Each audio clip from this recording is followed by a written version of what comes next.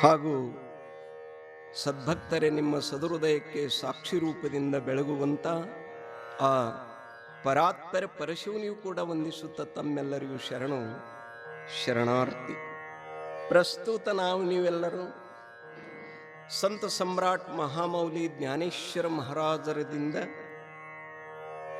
ಶ್ರೀಮದ್ ಭಗವದ್ಗೀತೆಗೆ ಭಾವಾರ್ಥ ದೀಪಿಕೆ ಎಂಬುವ ಟೀಕೆಯನ್ನು ರಚಿಸಿದ, ಅದಕ್ಕೆ ಈಗ ಪ್ರಸ್ತುತವಾಗಿ ಅದಕ್ಕೆ ಜ್ಞಾನೇಶ್ವರಿ ಅಂತ ಎಲ್ಲರೂ ಕರೀತಾ ಇದ್ದಾರೆ. ಅಂಥ ಶ್ರೇಷ್ಠತಮವಾಗಿರ್ತಕ್ಕಂಥ ಗ್ರಂಥದ ಚಿಂತನೆಯನ್ನು ನಾವು ನೀವೆಲ್ಲರೂ ಮಾಡ್ತಾ ಇದ್ದೇವೆ. ನಿನ್ನಿನ ದಿವಸ ತಾವೆಲ್ಲ ಕೇಳಿಕೊಂಡು ಬಂದಿರಿ. ಯಾವ ಜ್ಞಾನ ಮತ್ತು ವಿಜ್ಞಾನ,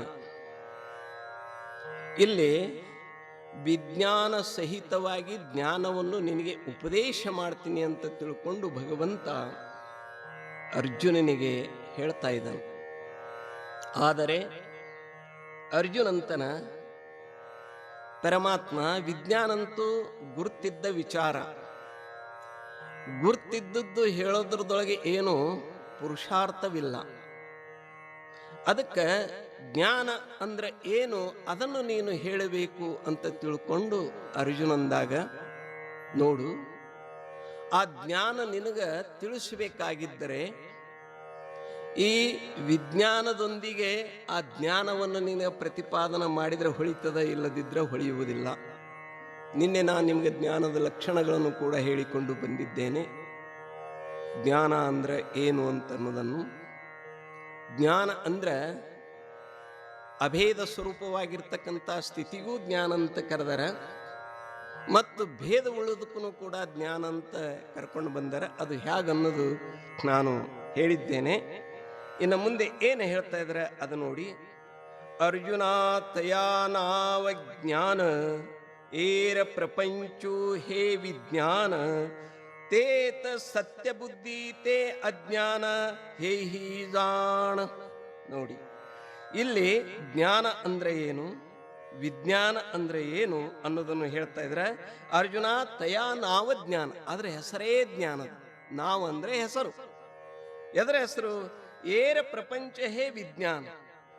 ನೋಡಿ, ಇಲ್ಲಿ ಜ್ಞಾನ ಅಂದ್ರೆ ಏನಂತ ಕೇಳಿದ್ರೆ ಅಭೇದ ದರ್ಶನಾತ್ಮಕವಾಗಿರ್ತಕ್ಕಂಥದ್ದೇ ಜ್ಞಾನವಾಗಿದ್ದರೆ, ಇಲ್ಲಿ ಭೇದ ದರ್ಶನಾತ್ಮಕವಾಗಿರ್ತಕ್ಕಂಥದ್ದು ಯಾವುದು ಅಂತ ಕೇಳಿದ್ರೆ ಇಲ್ಲಿ ವಿಜ್ಞಾನವಾಗಿದೆ. ವಿಜ್ಞಾನ ಅಂದ್ರೆ ಈ ಪ್ರಪಂಚದ ಜ್ಞಾನ. ತೇತ ಸತ್ಯ ಬುದ್ಧಿ ತೇ ಅಜ್ಞಾನ ಹೇಯಿಜಾಣ. ಈ ಪ್ರಪಂಚದ ವ್ಯಾವಹಾರಿಕವಾಗಿ ನಮ್ಗೆಲ್ಲರಿಗೂ ಗೊತ್ತದ, ಎಲ್ಲ ಮಹಾತ್ಮರು ಹೇಳ್ತಾ ಇದ್ದಾರೆ. ಪಾರಮಾರ್ಥಿಕ ಸತ್ಯ, ವ್ಯಾವಹಾರಿಕ ಸತ್ಯ, ಪ್ರಾತಿಭಾಷಿಕ ಸತ್ಯ. ಪ್ರಾತಿಭಾಷಿಕ ಸತ್ಯ ಎದಕ್ಕನಬೇಕು ಅಂತ ಕೇಳಿದರೆ, ಬ್ರಹ್ಮಜ್ಞಾನದ ಹೊರತಾಗಿ ಯಾವುದು ಬಾಧಿಸಿಕೊಂಡು ಹೋಗುತ್ತದೆಯೋ ಅದಕ್ಕೆ ಏನಂತ ಕರೀತಾರಂತ ಕೇಳಿದ್ರೆ ಪ್ರಾತಿಭಾಷಿಕ ಅಂತ ಕರೀತಾರೆ. ಹೇಗೆ ಅಂತ ಕೇಳಿದ್ರೆ, ಪ್ರಸಿದ್ಧವಾಗಿರ್ತಕ್ಕಂಥ ವೇದಾಂತದಲ್ಲಿ ಬರ್ತಕ್ಕಂಥ ಉದಾಹರಣೆಗಳು, ರಜ್ಜು ಸರ್ಪದ ದೃಷ್ಟಾಂತ ಕೊಡ್ತಾರೆ. ಮತ್ತೇನಂತ ಕೇಳಿದ್ರೆ ಶುಕ್ತಿ ರಜತದ ದೃಷ್ಟಾಂತ ಕೊಡ್ತಾ ಇದ್ರೆ, ಆ ಹಗ್ಗದಲ್ಲಿ ತೋರಿರ್ತಕ್ಕಂಥ ಯಾವ ಸರ್ಪ ಇದೆಯೋ ಆ ಸರ್ಪಕ್ಕೆ ಯಾವ ಸತ್ತಾದ ಅಂತ ಕೇಳಿದ್ರೆ ಅದು ಪ್ರಾತಿಭಾಷಿಕ. ಯಾಕೆ ಅಂತ ಕೇಳಿದ್ರೆ ಆ ಸರ್ಪದ ನಿವೃತ್ತಿಗೋಸ್ಕರವಾಗಿ ಬ್ರಹ್ಮಜ್ಞಾನದ ಅವಶ್ಯಕತೆ ಇಲ್ಲ. ಯಾವುದರ ಅಜ್ಞಾನದಿಂದ ಯಾವುದು ತೋರಿದೆಯೋ ಅದರ ಜ್ಞಾನದಿಂದಲೇ ಅದರದ್ದೇನಾಗ್ತದೆ ಅಂತ ಕೇಳಿದ್ರೆ ನಿವೃತ್ತಿ ಆಗ್ತದೆ. ಯಾವುದರ ಅಜ್ಞಾನದಿಂದ ಏನು ತೋರಿದೆ ಅಂತ ಕೇಳಿದ್ರೆ ಹಗ್ಗದ ಅಜ್ಞಾನದಿಂದ ಹಾವು ತೋರಿದೆ. ಈ ಹಾವು ಹೋಗಬೇಕಾಗಿದ್ರೆ ಇದಕ್ಕೆ ನಮ್ಮ ಆತ್ಮಜ್ಞಾನ ಬೇಕಾಗಿಲ್ಲ, ಬ್ರಹ್ಮಜ್ಞಾನ ಬೇಕಾಗಿಲ್ಲ, ಮತ್ಯಾವ ಜ್ಞಾನವೂ ಬೇಕಾಗಿಲ್ಲ. ಮತ್ತು ಜ್ಞಾನ ಬೇಕಾಗಿಲ್ಲೇನು? ಜ್ಞಾನ ಬೇಕಾಗಿದೆ. ಯಾವ ಜ್ಞಾನ ಅಂತ ಕೇಳಿದರೆ ಇಲ್ಲಿ ಹಗ್ಗದ ಜ್ಞಾನ. ಯಾವುದರ ಜ್ಞಾನ? ಹಗ್ಗದ ಜ್ಞಾನ. ಯಾಕೆ ಅಂತ ಕೇಳಿದ್ರೆ ಹಗ್ಗದ ಅಜ್ಞಾನ ಮೂಲಕವಾಗಿ ನಮಗೆ ತೋರಿದ್ದೇನಂತ ಕೇಳಿದ್ರೆ ಸರ್ಪ. ಒಂದು ವೇಳೆ ಹಗ್ಗದ ಜ್ಞಾನನೇ ನಮಗಾಗಿದ್ರೆ ಸರ್ಪ ತೋರ್ತಾ ಇರಲಿಲ್ಲ, ಹೌದಾ?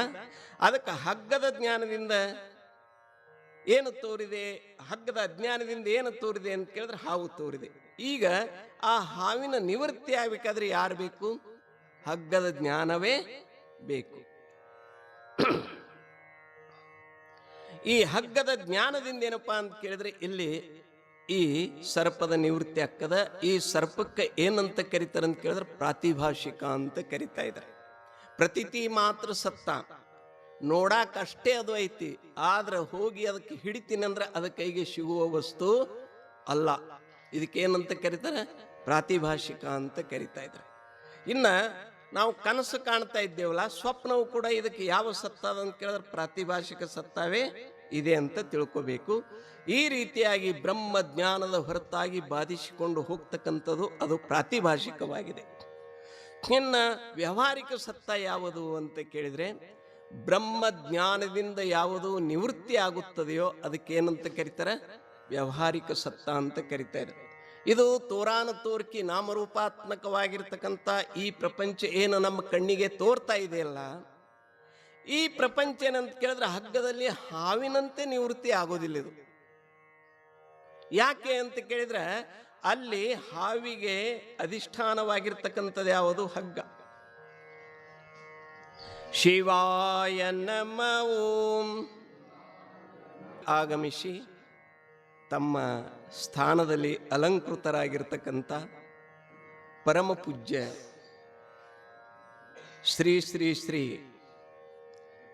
ಶ್ರೀಮನ್ ನಿರಂಜನ ಪ್ರಣವ ಸ್ವರೂಪಿ ಡಾಕ್ಟರ್ ಜಗದ್ಗುರು ನಿರ್ಮಲಾನಂದನಾಥ ಮಹಾಸ್ವಾಮೀಜಿಯವರ ಶ್ರೀಪಾದದಲ್ಲಿ ಪುನಶ್ಚ ವಂದನೆಗಳನ್ನು ಸಲ್ಲಿಸುತ್ತಾ ತಮ್ಮೆಲ್ಲರಿಗೂ ಧನ್ಯವಾದಗಳು. ಪ್ರಸ್ತುತ ಏನು ವಿಷಯ ನಡೆದಿದೆ ಅಂತ ಕೇಳಿದರೆ, ಇಲ್ಲಿ ಜ್ಞಾನ ಮತ್ತು ವಿಜ್ಞಾನ. ಜ್ಞಾನವೆಂದರೆ ಆತ್ಮಜ್ಞಾನ, ವಿಜ್ಞಾನವೆಂದರೆ ಪ್ರಪಂಚದ ಜ್ಞಾನ. ಇಲ್ಲಿ ಜ್ಞಾನ ಮತ್ತು ವಿಜ್ಞಾನ. ಆ ವಿಜ್ಞಾನಕ್ಕೆ ಅಂದ್ರೆ ಏನಂತ ಕೇಳಿದ್ರೆ, ಈ ಪ್ರಪಂಚದ ಜ್ಞಾನವೇ ಯಾರು ಸತ್ಯ ಅಂತ ಭಾವಿಸಿದ್ದಾರೆ, ಈ ಪ್ರಪಂಚ ಸತ್ಯ ಅಂತ ಭಾವಿಸಿದ್ದಾರೆ, ಇದಕ್ಕೆ ಶಾಸ್ತ್ರದಲ್ಲಿ ಅಜ್ಞಾನ ಅಂತ ಹೇಳಲಾಗಿದೆ. ಇದಕ್ಕೇನಂತ ಕರೀತಾರೆ ಅಂತ ಕೇಳಿದ್ರೆ ಅಜ್ಞಾನ ಅಂತ ಕರಿತಾ ಇದ್ದಾರೆ. ಇನ್ನು ಇದರ ವಿಷಯಕವಾಗಿಯೇ ವಿಚಾರ ಮಾಡ್ತೀವಿ. ಈ ಸತ್ಯ ಬಗ್ಗೆ ಪಾರಮಾರ್ಥಿಕ, ವ್ಯಾವಹಾರಿಕ, ಪ್ರಾತಿಭಾಷಿಕ. ಪ್ರಾತಿಭಾಷಿಕ ಎದಕ್ಕನ್ನಬೇಕು ಅಂತ ಕೇಳಿದ್ರೆ, ಬ್ರಹ್ಮ ಜ್ಞಾನದ ಹೊರತಾಗಿ ಯಾವುದು ಬಾಧಿಸಿಕೊಂಡು ಹೋಗುತ್ತದೆ ಅದಕ್ಕೇನನ್ಬೇಕು? ಪ್ರಾತಿಭಾಷಿಕ ಅನ್ಬೇಕು. ಬ್ರಹ್ಮ ಜ್ಞಾನದಿಂದ ಯಾವುದು ಬಾಧಿಸಿಕೊಂಡು ಹೋಗ್ತದೆ ಅದಕ್ಕೆ ವ್ಯಾವಹಾರಿಕ ಸತ್ತ ಅನ್ನಬೇಕು. ಮತ್ತು ಯಾವುದು ಎದರಿಂದಲೂ, ಜ್ಞಾನದಿಂದಲಾಗಲಿ ಕರ್ಮದಿಂದಲಾಗಲಿ ಎದರಿಂದಲೂ ಯಾವುದು ಬಾಧಿಸಿಕೊಂಡು ಹೋಗುವುದಿಲ್ಲ, ಅಬಾಧಿತವಾಗಿ ಇರುತ್ತದೆ, ಅದಕ್ಕೇನನ್ಬೇಕು? ಪಾರಮಾರ್ಥಿಕ ಸತ್ತ ಅಂತ ಹೀಗೆ ಶಾಸ್ತ್ರದಲ್ಲಿ ನಿರ್ಣಯ ಮಾಡಲಾಗಿದೆ. ಇರಲಿ, ಇಲ್ಲೇನಪ್ಪ ಅಂತ ಕೇಳಿದ್ರೆ ಏನು ಹೇಳ್ತಾ ಇದ್ರ? ಅರ್ಜುನ ತಯಾನಾವಜ್ಞಾನ ಏರ ಪ್ರಪಂಚೋ ಹೇ ವಿಜ್ಞಾನ್. ಹೇ ಅರ್ಜುನ, ಅದರದೇ ಹೆಸರೇನದಪ್ಪ ಅಂತ ಕೇಳಿದ್ರೆ ಜ್ಞಾನದ. ಏರ ಪ್ರಪಂಚೋ ಹೇ ವಿಜ್ಞಾನ. ಈ ತೋರ್ತಕ್ಕಂಥ ಪರಿವರ್ತನಶೀಲವಾಗಿರ್ತಕ್ಕಂಥ ಯಾವ ಪ್ರಪಂಚದ, ಈ ಪ್ರಪಂಚನೇ, ಈ ಪ್ರಪಂಚದ ಜ್ಞಾನ ಅಂದ್ರೆ ಏನದಂತ ಕೇಳಿದ್ರೆ ವಿಜ್ಞಾನ ಅಂತ ಹೇಳ್ತಾ ಇದ್ದಾರೆ. ತೇತ ಸತ್ಯ ಬುದ್ಧಿ ತೇ ಅಜ್ಞಾನ. ಈ ಪ್ರಪಂಚದಲ್ಲಿ ಯಾವ ಸತ್ಯ ಬುದ್ಧಿ ಅದಲ್ಲೋ ಇದಕ್ಕೆ ಏನಂತ ಕರೆದನಂತ ಕೇಳಿದ್ರೆ ಅಜ್ಞಾನ. ಜ್ಞಾನ, ವಿಜ್ಞಾನ, ಅಜ್ಞಾನ. ಹೇ ಜಾಣ್, ಇದು ಆದ್ರೂ ಕೂಡ ನೀನು ತಿಳಿದುಕೋ ಅಂತ ತಿಳ್ಕೊಂಡು ಹೇಳ್ತಾ ಇದ್ರು. ಅತ ಅಜ್ಞಾನ ಅವಗೆ ಹರಪೆ ವಿಜ್ಞಾನ ನಿಶೇಷ ಕರಪೆ ಆಣಿ ಜ್ಞಾನತೆ ಸ್ವರೂಪೆ ಹೋವು ನೀ ಜಾಣಿಜೆ ಅಂತ ಹೇಳ್ತಾರೆ. ಹೋವು ನೀ ಜಾಯಿಜೆ ಏನಂತಾರೆ? ಆತ ಅಜ್ಞಾನ ಅವಗೆ ಹರಪೆ. ಈ ಅಜ್ಞಾನದು ಸಂಪೂರ್ಣವಾಗಿ ಅಜ್ಞಾನವಿಲ್ಲವಾಗ್ತದೆ. ಎದರಿಂದ ಅಂತ ಕೇಳಿದ್ರೆ ಜ್ಞಾನದಿಂದ. ಯಾವ ಜ್ಞಾನದಿಂದ ಅಂತ ಕೇಳಿದ್ರೆ, ಯಾವುದು ನಮಗೆ ಸತ್ಯವಾಗಿ ಕಂಡಿದೆಯೋ, ವಾಸ್ತವಿಕವಾಗಿ ಅದು ಸತ್ಯವಿಲ್ಲ, ಆ ಯಾವ ಸ್ವಸ್ವರೂಪದ ಅಜ್ಞಾನ ಮೂಲಕವಾಗಿ ತೋರ್ತಕ್ಕಂಥ ಈ ಯಾವ ನಾಮರೂಪಾತ್ಮಕ ಪ್ರಪಂಚದ, ಈ ಪ್ರಪಂಚಕ್ಕೆ ಅಧಿಷ್ಠಾನವಾಗಿರ್ತಕ್ಕಂಥ ಯಾವ ಬ್ರಹ್ಮಾಭಿನ್ನ ಪ್ರತ್ಯೇಗಾತ್ಮ ಅದನ, ಆ ಆತ್ಮನ ಜ್ಞಾನ ನಮಗಾಯ್ತಪ್ಪ ಅಂದ್ರೆ ಇದು ಏನಾಗ್ತದೆ ಅಂತ ಕೇಳಿದ್ರೆ ಅವಗೇ ಹರಪೆ, ಎಲ್ಲವೂ ಇಲ್ಲವಾಗ್ತದೆ, ಯಾವುದೂ ಉಳಿಯುವುದಿಲ್ಲ. ಅದಕ್ಕಿಲ್ಲಿ ಅಂತಾರೆ ಅತ ಅಜ್ಞಾನ ಅವಗೆ ಹರಪೆ ಅಂದ್ರೆ ಸಂಪೂರ್ಣ ಅಜ್ಞಾನವಿಲ್ಲವಾಗುತ್ತದೆ. ವಿಜ್ಞಾನ ನಿಶೇಷ ಕರಪೆ. ವಿಜ್ಞಾನ ಈ ಪ್ರಪಂಚದ ಜ್ಞಾನ ಇದನ್ನು ಕೂಡ ಏನಪ್ಪಾ ಅಂತ ಕೇಳಿದ್ರೆ ಇಲ್ಲಿ ಏನಾಗ್ತದ ಅಂತ ಕೇಳಿದ್ರೆ ಇಲ್ಲವಾಗ್ತದ. ಯಾವುದು ಇದು ವಿಜ್ಞಾನ. ಈ ವಿಜ್ಞಾನಕ್ಕೆ ಪ್ರಸಂಗೋಪ್ರಾಪ್ತ, ಅದಕ್ಕೆ ಬೇರೆ ಬೇರೆ ಹೆಸರ ಅರ್ಥಗಳನ್ನೇನಂತ ಕೇಳಿದ್ರೆ ಈ ಶಬ್ದಕ್ಕೆ ಮಾಡಲಾಗಿದೆ. ಹೇಗೆ ಅಂತ ಕೇಳಿದ್ರೆ ಸೈಂಧವಂ ಆನಯ. ಈ ಸೈಂಧವ ಎಂಬುವ ಒಂದು ಪದ, ಸೈಂಧವಂ ಆನಯ ಅಂತ ತಿಳ್ಕೊಂಡು ಒಬ್ಬ ಯಜಮಾನ ತನ್ನ ಆಳಿಗೆ ಹೇಳಿದ ಕೂಡಲೇ ಅವ ಏನ್ ಮಾಡಿದ ಅಂತ ಕೇಳಿದ್ರೆ ಅದು ಊಟದ ಪ್ರಸಂಗ. ಎಲ್ಲರೂ ಪ್ರಸಾದ ಮಾಡಕ್ಕೆ ಕುಂತಾರ. ಅಂತ ಪ್ರಸಂಗದಲ್ಲಿ ಸೈಂಧವಂ ಆನಯ ಅಂತಂದ. ಸೈಂಧವ ಅಂದ್ರೆ ಏನಂತ ಕೇಳಿದ್ರೆ ನಿಮ್ಗೆಲ್ಲ ಗುರ್ತು. ಸೈಂಧವ ಅಂದ್ರೆ ಉಪ್ಪಿಗೂ ಸೈಂಧವ ಅಂತಾರೆ, ಕುದುರೆಗೂ ಸೈಂಧವ ಅಂತಾರೆ. ಆ ಆಳಿಗೆ ಏನಂತ ಕೇಳಿದ್ರೆ ಯಜಮಾನಂದ ಸೈಂಧವಂ ಆನಯ. ಇಷ್ಟು ಅನ್ನೋದೇ ತಡ ಅವ ಏನ್ ಮಾಡ್ದ ಅಂತ ಕೇಳಿದ್ರೆ ಆ ಯಜಮಾನನ ಕುದುರೆ ಇತ್ತು, ಕುದುರೆ ತಂದು ಆ ಕುತ್ತ ಪಂಕ್ತಿಯೊಳಗೆ ನಡುವು ತಂದು ನಿಂದ್ರಿಸಿದ. ಇದು ಸರಿಯಾದ ಅರ್ಥ ಏನೋ ಅದಕ್ಕೆ? ಇದು ಸರಿಯಾದ ಅರ್ಥ ಅಲ್ಲ.